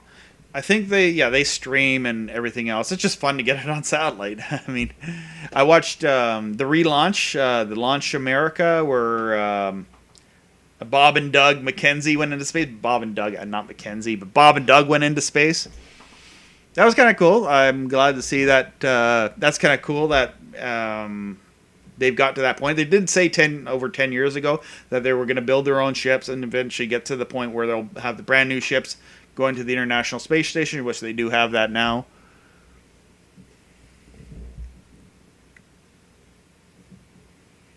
Kenny Murray asks, "What's the best satellite receiver?"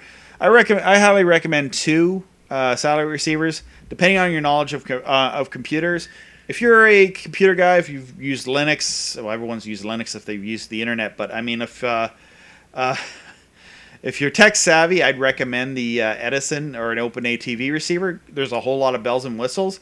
For example, you can stream to your phone, you can stream to your computer, and things like that with one of those boxes. They're a little more expensive. But if you're just looking for pretty much 99.9% of what's on satellite, I recommend an Amico Mini, and they're a little bit user-friendly and easier to set up. And probably you'll be able to still get another good 5 years out of one of those boxes. And they're about $88 USD. I have a link in my shop at freesatellitetv.net for one of those. And if it happens again where there's a whole other load of them on a boat waiting for a month to enter the United States for the shipment, I'll keep you guys posted. So grab one now before we're out of satellite receivers. And some comments just went flying here.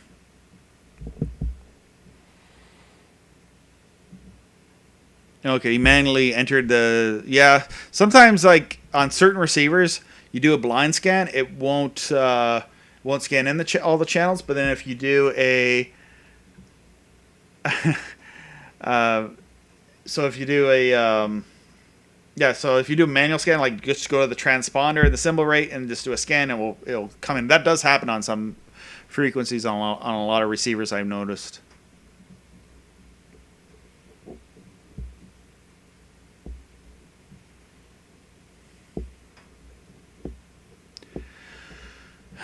Yeah.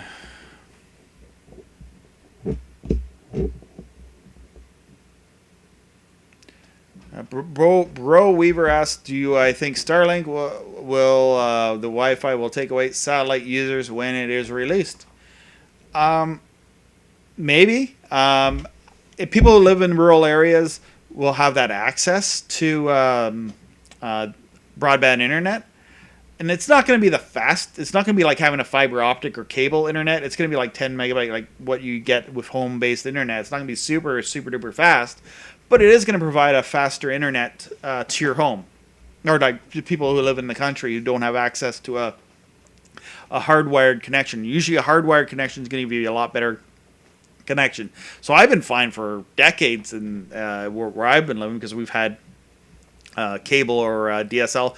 I first had DSL, and then eventually I got cable, and I don't have fiber optic yet, although most of like what's going on like out here, there's fiber optic cable out here. It's just not coming into my house.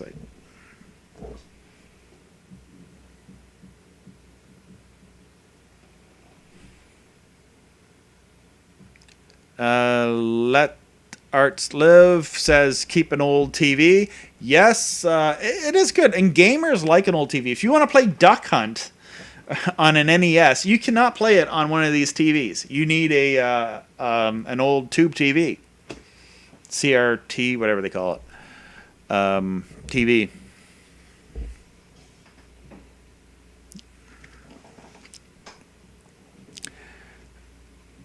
Have I ever watched SpongeBob as a kid? No, SpongeBob came after. I'm in my 40s, so I don't. I might not look it because of all my clean living. I've been drinking lots of water and clean living. But no, I've seen SpongeBob, but I actually never sat and watched it. I grew up with Inspector Gadget. We watched the Flintstones, and I watched like the old 1960s Spider-Man. You know, like Spider-Man. Watch shows like that. Mr. Dress Up, Mr. Rogers. And kid shows when I was a kid, it wasn't computer animation. It was like somebody sitting there talking to you. Hey, kid, you know, like it's the polka dot door. We had that here in Canada.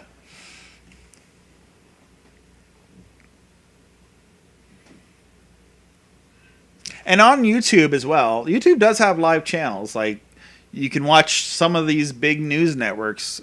There's a feed of them on YouTube. And also, like, sections of news programming is on YouTube. So, who needs, like, cable news when you can get it on the internet? Or even on their websites, they'll have, like, they might not show you, like, the news loop. And that's what it is. Like, the CTV news here in Canada, it's like you watch it for half an hour, and then half an hour later, it's the same stories over and over and over again.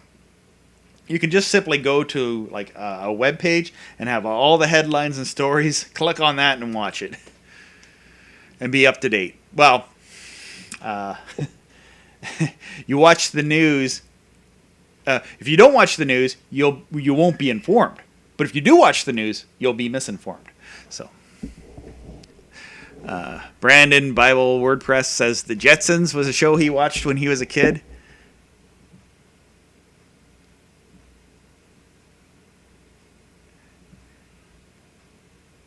Dan Pete, that reminds me of Captain Midnight in the 80s with everyone talking about the raise in YouTube TV, how prices are always going to go up.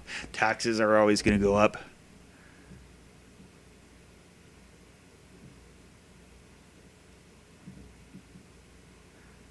Okay, don't let the door hit you. Okay.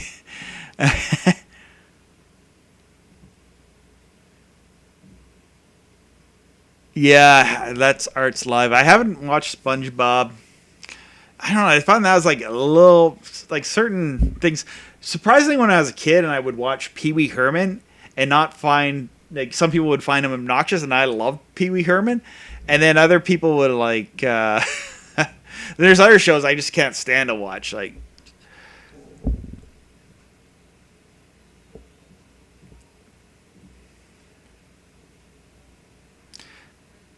Jonathan McKay, sorry, we like Clear TV. You like Clear TV? I mean, I have one of those Clear TV antennas, and I put it in my window. I was able to get one channel, which I wasn't able to get anything with the rabbit ears, but I put it in my window, and I'm on the wrong side of the house.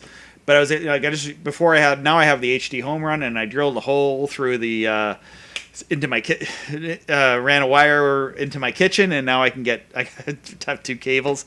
Actually, I have three. I have network cable. I have RG6, two RG6s, so one's for antenna, one's for the satellite receiver.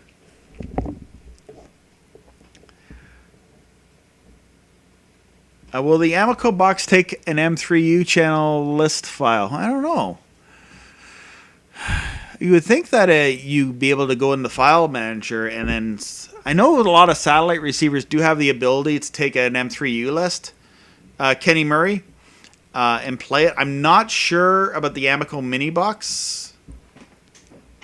I don't know if Michael is in this chat room. I said that last time when he wasn't here. Or maybe he can answer that in the comments. I'm not sure. I haven't done that myself. I've done that with my TV. On my Roku TV, I can watch I made like 6 channels, an M3U list. But then I don't ever watch it on my Roku TV because my kids have the TV and I have my computer. HBO Captain Midnight, says Jonathan. Okay, yeah. There was that was like, is that the guy who hacked the satellite at one time and said this is Captain Midnight? I don't know. It's like kind of like that Max Headroom, when the guy hacked the Chicago TV station, or it's mainly the PBS TV station that he hacked. Well, they don't like that word on YouTube. Although there's a website called Life Hacks. Like I'm not talking about hacking at all, or like in an illegal way, but like I mean like hacking, like life hacks. You know, like a little trick, a little hack to get better TV, like for over the air and stuff. Yeah, I remember I put like TV hacks or antenna hacks, and the video got demonetized. And then I just changed the tags and asked them to review it, and it was fine.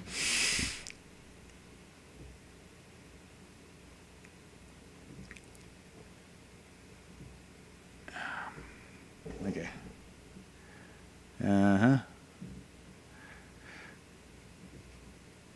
$15. That's ridiculous.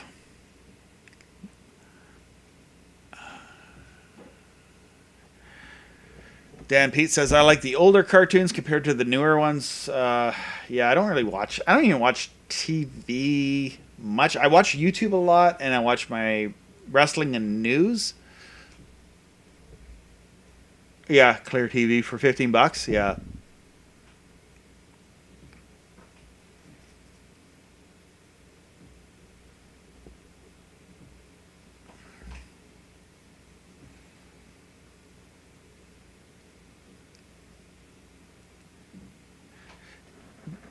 Brandon's going to do a backup on Dailymotion. I have a Dailymotion account, but I haven't uploaded much there because the amount of views I get on Dailymotion it's almost not worth uploading to it. It's sad to say, like I like to see, and Dailymotion was like a video platform that I used. Probably like I'd use YouTube a lot, but like I would still use Dailymotion like maybe 10 to 20% of the time because I used. But then over the last few years, Dailymotion, to the search option on that, it was not good. And one thing I do have against BitChute is the search option on BitChute is not the greatest either. It's still got work to do. And also, yeah, speaking of BitChute, I'm also on Gab. Robbie Strike on Gab. So if you want to follow me there, any of these alternative platforms, I'm on them. I just haven't really been posting as much on there because there's not the audience as there is on the big media platforms. But yeah, we can't let we can't let a few big, media companies control everything. We need to diversify things, so.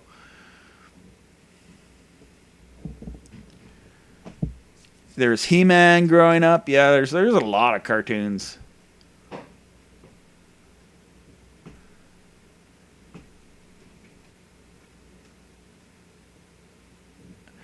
Dan Pete says you should watch Oddity Archive. I do watch the audio. I'm going to do my impression of Oddity Archive a lot. I'm not him, by the way. I've been a fan of his channels. He's been doing it like for a long time, and it's talked about like the over-the-air scramble TV stuff. Definitely, if you're subscribed to my channel, you should probably be subscribed to that channel too. If you're not already, you probably are. He has a lot of good stuff on there. What I watched on Oddity Archive, how I found him, was from what was a video? He did a video on CED video disc, which I would do a search for because I had one of these back in the 80s. There was this format that came out just before VHS and beta came out, which was CED video disc. It was like this record-sized disc that you put into the player. It played 40 minutes of the movie. You put it back into the player and you pull it out and you turn it over and you put it back in. anyway, he's done some videos on that. I had one of those players, and if I still had one, I would probably do a review on it, an obsolete but neat review on it. But I got rid of it, and it was toward the end. Those discs were not made to last. Like, they would brutally skip. So yeah. But it's interesting to know that there was these formats. It was analog. It was not like a Laserdisc. Even Laserdisc is analog.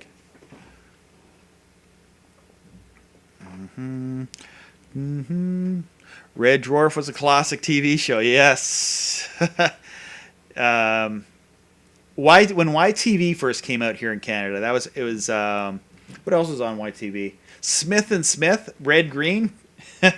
Before Steve Smith became Red Green, like his show became Red Green, he did this show called Smith and Smith, and it used to be on YTV in the early days, before or after Red Dwarf. And I remember every night I would watch Red Dwarf, and then I'd watch Smith and Smith on YTV. YTV, I probably wouldn't even watch it now, but back when I was a kid, that's what we had, and it had really good shows. It's like the movies today. I watched this video here on YouTube where they were comparing American Netflix to Canadian Netflix. And the one thing that the American guy was talking about is they had some of the older movies, like he talked about, there's The Money Pit.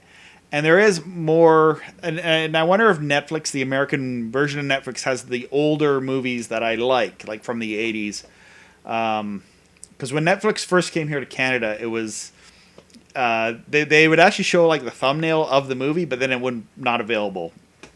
I think they just took all that out now anyway. So, and now apparently there's better selection in some ways on Canadian Netflix, so that's a good thing. And in the States, you have to have Hulu and all these other services. And I haven't gotten YouTube, not YouTube TV, but YouTube Red. I thought of getting that because you do have access to a whole lot of movies, and I haven't really researched on what movies are on YouTube Red, because YouTube does have, like, every time I want to do a Google search for a movie, I'll see it on YouTube or on Google that you can rent, but then it's like a couple bucks to rent it. It's like a pay-per-view.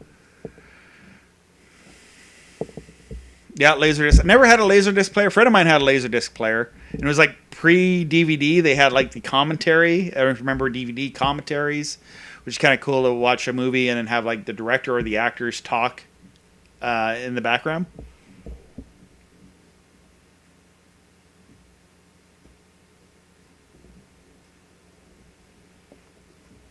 Yeah, and I think what YouTube should do is get creators like me to push the YouTube TV, give us a kickback, a signing commission or something like that, because then we'd probably promote it more. But that was one of the things why YouTube Red is probably not doing a lot better than it should be doing, is because they're not giving YouTubers like myself look at it as like, well, would that cut into my ad revenue and all stuff like that.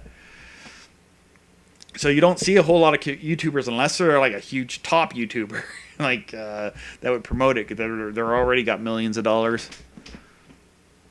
And I use that term. I don't like that term, YouTuber. I'm a video creator. The term YouTuber sounds like a derogatory name.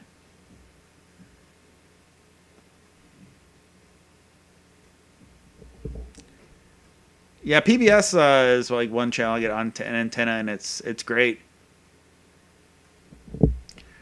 What's the best IPTV box? I don't know. I like my Roku TV. Because, and what makes the Roku TV or any kind of smart TV, although the Roku TV it sucks. It completely sucks for over the air. Why does it suck for over the air? Because it doesn't show like the upcoming EPG channel guide. It shows you what's on. It'll tell you what's on, but it doesn't tell you what's coming up next. Yet my AllureTech box, this thing here, that I have connected to my old TV, I can look at what's going to happen tomorrow. It downloads all the EPG guide and will tell me that. I can set up the PVR to record a show. And that's another thing, is on the Roku Smart TV from Insignia, they took the PVR function out of it. It has you can pause live TV, but you can't use it as a PVR.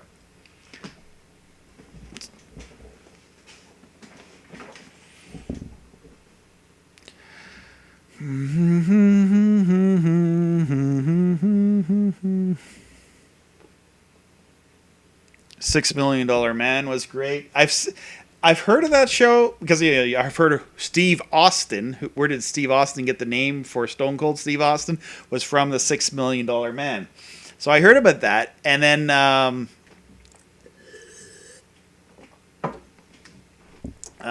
so what happened to? So I've seen it. It was on Cozy TV, which you can get on the KU band satellite. I think it's $6 Million Man still on Cozy. You just it's just never on when I put on Cozy. It's always Murder, She Wrote whenever I turn on Cozy.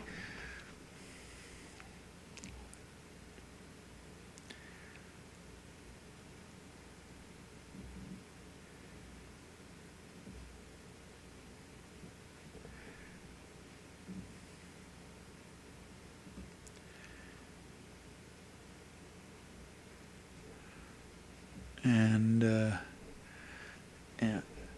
And there's some political things in here. I'm not gonna get too political on YouTube. Maybe I will on BitChute. And I like politics. I follow news and politics, but I'm not trying to get into where everyone wants to divide each other. It's like when I post a meme on Facebook.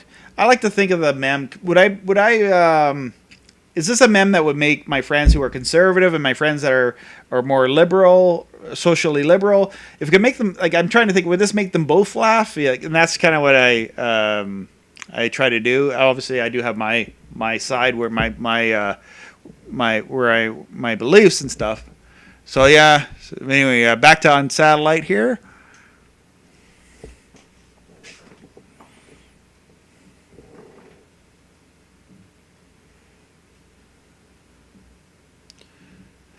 Let's Arts Live said, I saw the CED video discs. I thought those, that was one of those things I thought was really cool, where you had like this big record-sized poster of CED. And I don't know, but it was like that thick. I had, what did I have? The Karate Kid, which was like on 2 discs. I didn't have the Star Wars movies. I had National Lampoon's Vacation, which used to skip when Chevy Chase punched the moose, because we would rewind it, because like it was better than VHS for rewinding. You could skip back and like make things do loops and Max Headrow type effects. Do we have another caller in here? I have to look at my phone for it to unlock.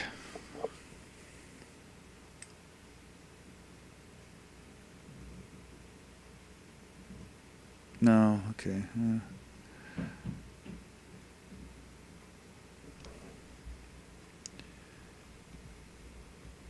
Yeah, Homeworks box. Yeah, there's different. Which one's mine? Is it Homeworks? Allure Tech. Mine's Allure Tech. And pretty much the same box. Thor Broadcast makes a box as well that is almost like the same. Like you look at the user interface and it's the exact same, except the remotes don't work on each of them, which I thought was kind of.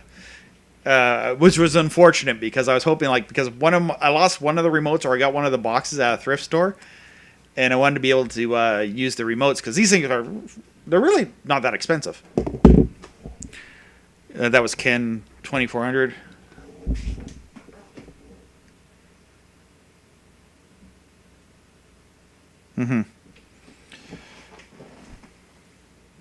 Oh, did I go over an hour and a half?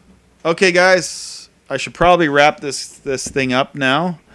I didn't realize I'd be going like an hour 45 minutes. I thought my goal was, okay, I probably will get bored of this after about an hour and a half.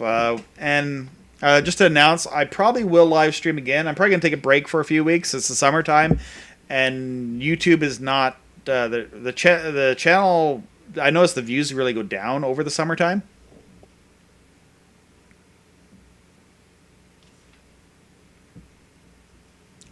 So we'll wrap it up here. Prime Video, Netflix. Yeah, there's all these different streaming services, and I'm probably going to cancel Disney Plus and Netflix. I'm not using them very much, and I find some of the shows the kids can get on YouTube anyway.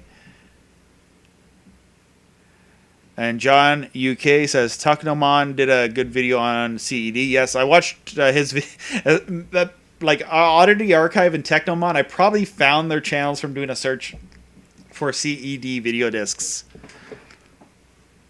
And Kevin, yeah, thanks a lot, Kevin.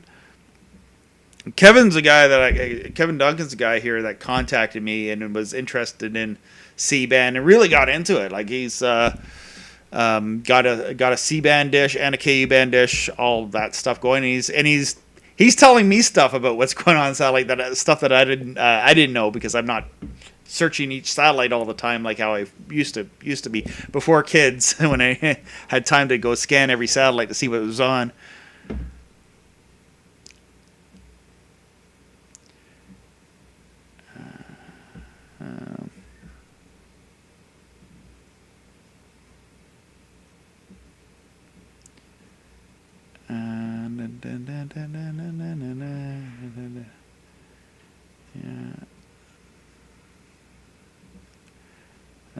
It disappeared.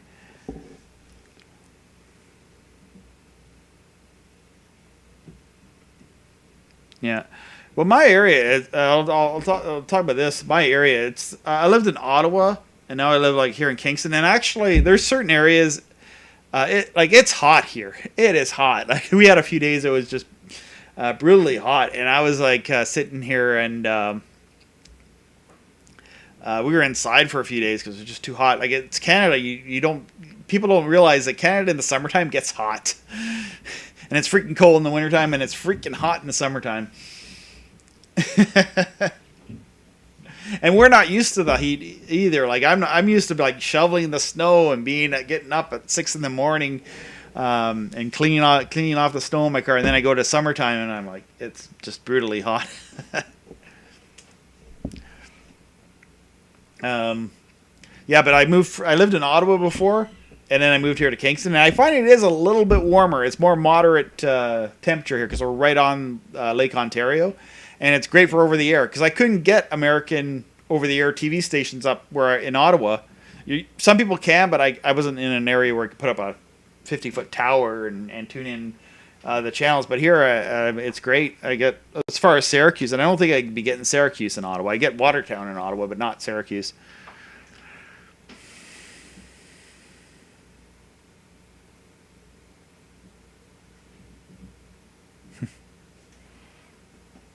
Kenny Murray, with a KU C-band system in Canada at the moment, what are people watching? A lot are using Android boxes. Is it worth setting up a system for FTA? I'd tell you to do your research first. Look at the satellite charts and see what you'd be interested in.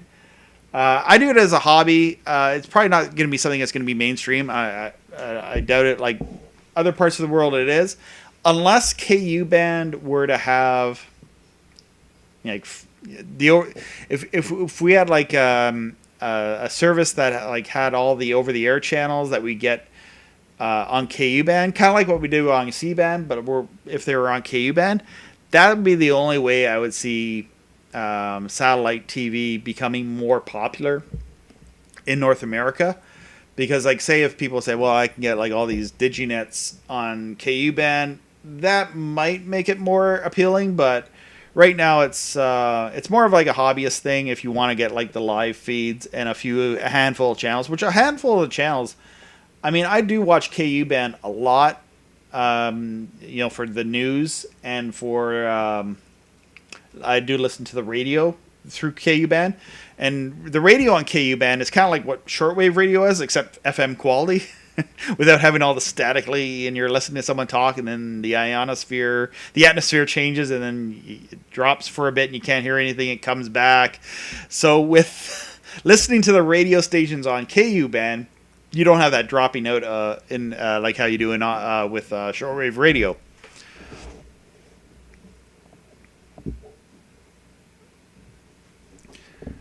Rochester, Canada Maker Project says Rochester is nice, but they do get flooding on the lake. Oh yeah, in Canada Maker Project, I looked at your suggestion for like a that service you mentioned. And I might look at that. I'm just at this point. I'm probably not going to go too heavy in live stream. And I was able to do that today. And I'll relook at things in a little while. I don't know if people would want to do a Zoom chat sometime. I'd have to get a pay Zoom account or something like that.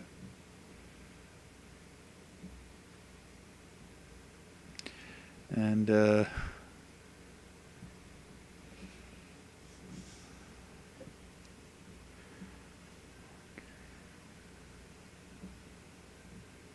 okay.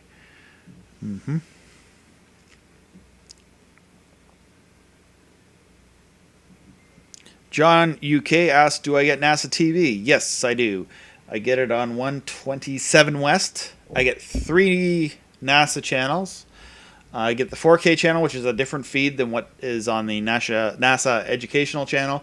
And I get this other channel that shows out like the video file loop stuff. And is there anything on that other channel anymore? I can't remember. I haven't looked at NASA. I usually just watch their main channel, which shows the video file stuff, like so what's happening that week in NASA, and they'll show the highlights. And they'll show it over and over and over again. But yeah, you can watch NASA on YouTube or other. You don't have to put up a satellite dish, but it's just kind of fun. For the video quality is kind of nice, and it's just fun. It's a fun hobby to play around with to get the programming. And if you're cut, like I don't have unlimited internet, so it kind of, for watching news and things like that, it just saves me that bandwidth without going over. And even though my internet service provider has said that I don't have to. They can't track how much data. Like we called them up and said, how do we know if we're going to go over our data? And then they told us that they actually don't have a way of tracking our data because they're a smaller internet service provider. They're not one of the bigger companies.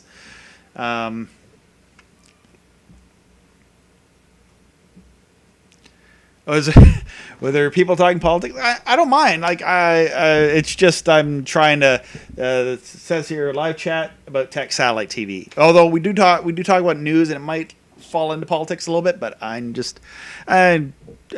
will probably do one eventually. I want to, when we have a topic on satellite, I just want to keep it on that. And I'll give a warning to people. I think I'm going to do a live stream, and I'll do a live stream for wrestling. I'll do a live stream where we talk about old movies. Only a few people want to show up to that. That's fine, but it'd be fun. Yeah, email me a topic, and we'll look at that.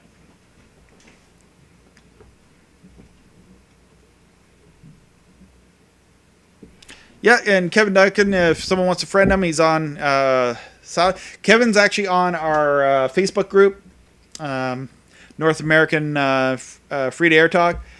I know it's a so I don't let everybody in there. It's just because I want it specifically for North American satellite viewers, because there's so many Facebook groups for all the other satellite viewers, and then you go to, and then it's talking about how to get satellite in Africa and Europe and places like that.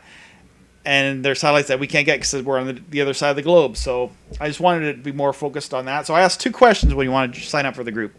And please answer them. Like, even if you don't know anything about satellite, say, hey, I want to learn about satellite. But don't say, like, and when I can obviously see that you're not from North America and you lie, don't do that. Tell me what satellites you want. And now if you tell me you want to hack a pay TV service, if you're getting at that, I'm not going to let you in because obviously it says at the top, please don't talk about hacking pay TV because it's not what free satellite TV is about. That's kind of a form of illegal hacking, and we're not allowing discussion on that. There, you go elsewhere and talk about that.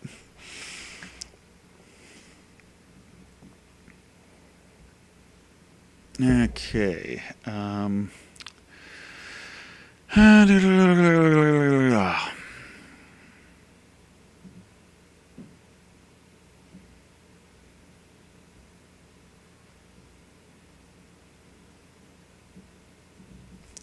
Yeah. Okay, so yeah, you guys, I think I'll leave it at this here. I guess I did longer than I thought I would do.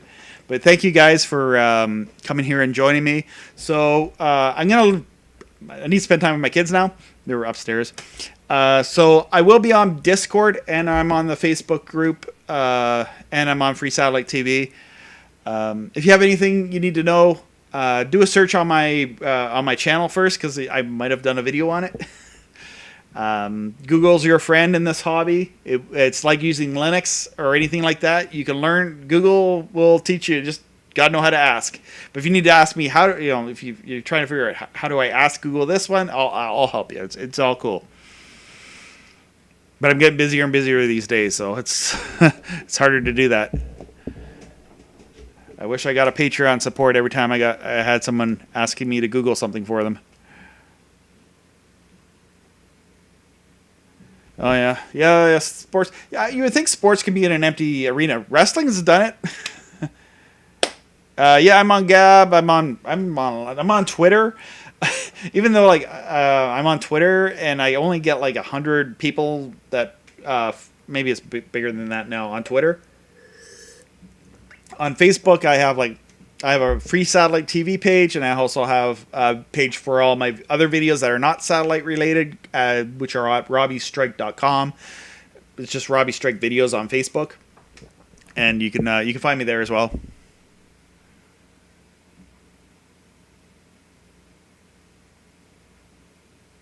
Cool. Vanny Sager says my video helped him get his motor set up.